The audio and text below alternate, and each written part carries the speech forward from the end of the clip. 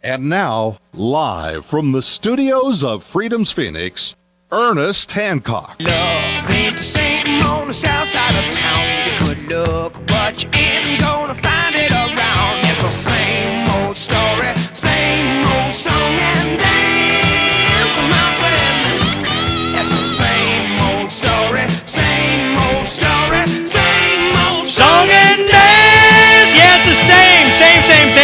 We've heard this over and over and over and over. And I tell you, one person that's heard it at least as many times as me, if not more, Sheriff Richard Mack. I mean, it's always about they, them, those won't leave us alone. There are those that just want to be left alone, those that just won't leave them alone. I give you the federal government. Now, when you have individuals that are finally, they're going, you know what? I assert myself. Well, how are they going to do it?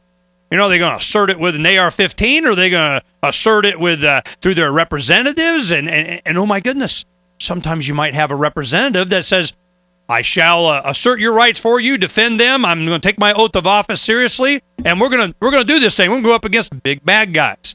Well, the big bad guys don't like that. Well, what's different now is the internet. They're going to have to do something. They cannot have the police state on total display all day, every day, all the time, around the country, around the world, and think that it's not going to have a cultural impact on the people seeing what's really going on. Now, Sheriff Mack, before we hit break, talking about Michael Moresco, he was the gentleman that walked across the country for Ron Paul, and on one of those trips, his last one that he did, he came through Arizona and so on. He was No, not walked. He rode his bicycle. Oh, no, that's right. I'm sorry. He did rode his bicycle. And he rode his bicycle, and he came through, and he had, I was going to get to that point because he had a little trailer. So he had his little trailer on his bicycle, and in there, he had a bunch of Sheriff Mack's books. Those books, when he'd go through a county, he was looking for the county sheriff, and he would go into the sheriff's office and make sure, hey, man, somebody's taking this book. Now, I'm wondering, as you're talking, what's the sheriff's name in Grant County in Oregon? Glenn Palmer. Now, Sheriff Palmer is I wouldn't say he's representative, a common sheriff, but how many sheriffs are there in the country, and do you know how many are taking your teaching seriously? It's getting more every day, and that's exactly what we're trying to do here in Texas, is we're going to identify those sheriffs, and we're going to actually build a website, Ernie, on the CSPOA website, the Constitutional Sheriff and Peace Officer Association website. We're going to vet and survey every sheriff in the country, 3,100 sheriffs. We're going to put their responses on the website. If you want to see how Sheriff Arpaio ranks on our constitutional sheriff list. I wouldn't believe what he said anyway. Yeah, well, whether it's Sheriff Arpaio or Sheriff Smith in Bangor, Maine, it doesn't matter. Every sheriff on there in the country is going to be on there, whether they like it or not. And if they refuse to answer the survey, then that will be on there as well. Oh, heck, you just go by their policies or some of the things that they've done, they answer it that way. Yeah, we can do that too. And we can certainly have their people tell us about them as well. But we're going to put the pressure on every sheriff in this country because, quite frankly, we've got to get busy. And we are going to identify how many sheriffs in this country. I'm going to be able to answer your question down to the last sheriff in this country. How many of them will join the holy cause of liberty, or are they going to continue to succumb to the threats and money pandering of the federal government? Well, tell me, this one thing that I need to know. Are sheriffs always elected? All of them elected now. Are they able to change that, or some appointed or anything like that, or are they all in elected office?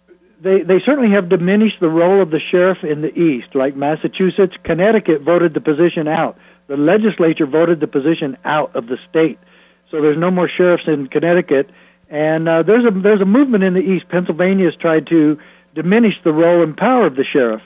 But and one county in Ohio actually now appoints the sheriff. However, in every other state except for Hawaii and Alaska, where they've never had sheriffs, every other state, the sheriff is elected. Pennsylvania, even though they're trying to reduce his or her power, she is elected. and the sheriff remains supreme, and I'm going to tell you who knows it more than any other group in this country. Now, people trying to change it, I can tell you that. The federal government knows it more than anybody, and the people trying to change it. You are absolutely correct. You know, because this has been a threat since I've been an activist from the beginning. And I tell you, one of the people that really kind of made that point was you. And, you know, in Nye County, there was things going on, Canton in New Mexico, and there's always somebody. And certainly it was a big, giant, good-looking, strapping, handsome, I should be on TV, Sheriff Richard Mack. Definitely was, making inroads in this very thought process that infected a lot of people, and how they're going to actually have government with a guy with a gun and a badge, got a shiny badge and uniform, the whole bit, hat, everything, on the people's side. But I remember when Sheriff Arpaio was elected in 92, I think it was 92.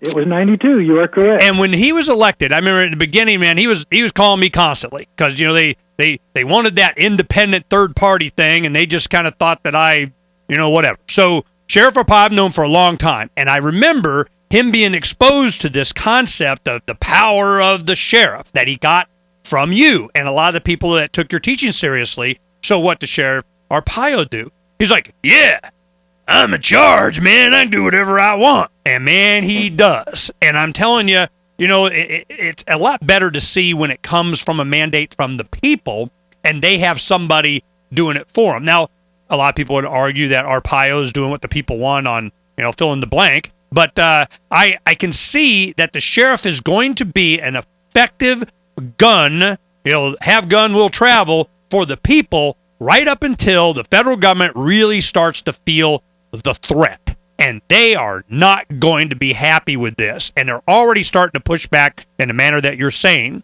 But has there been any armed conflict? Have sheriffs actually been removed from office or put in jail or fined or shot? I mean, have we had that kind of confrontation yet? No, we haven't. In fact, it's been quite to the contrary.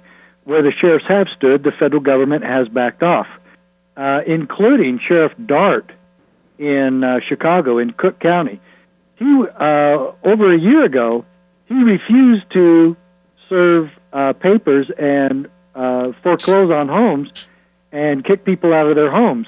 This guy is not a constitutional sheriff. He just saw an injustice going on, and he said, I'm not going to do this anymore. He told the judges and the banksters, I'm not going to remove people from their homes anymore.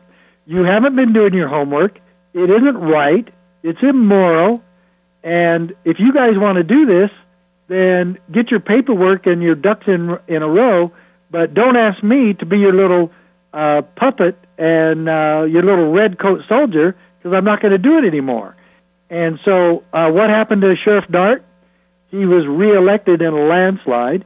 He was not held in contempt by any judge. He was never arrested. No one never fired a shot. And that's why I know in my dealings with the federal government and the times that my county and I told them to shove it, they did.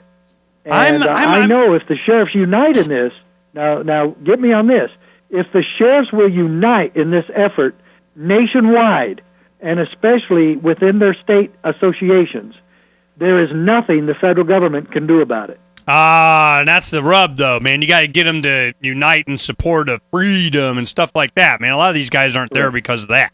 They're there because, they're, ex-DEA agents. Anyways. Well, give me a third. Give me a third of them that will do this. Just like the Revolutionary War, a third of the people supported the war. We can keep this effective. We can keep this peaceful. Heck, I'd be happy if you had 30. I mean, heck, if you had a dozen, the dirty dozen, man. I mean, you do that, I'd be ecstatic. So this, when we come back, we'll go ahead and talk about, the method by which this would happen. Because Sheriff Mack has been talking about in detail, and you know what? He wrote a book.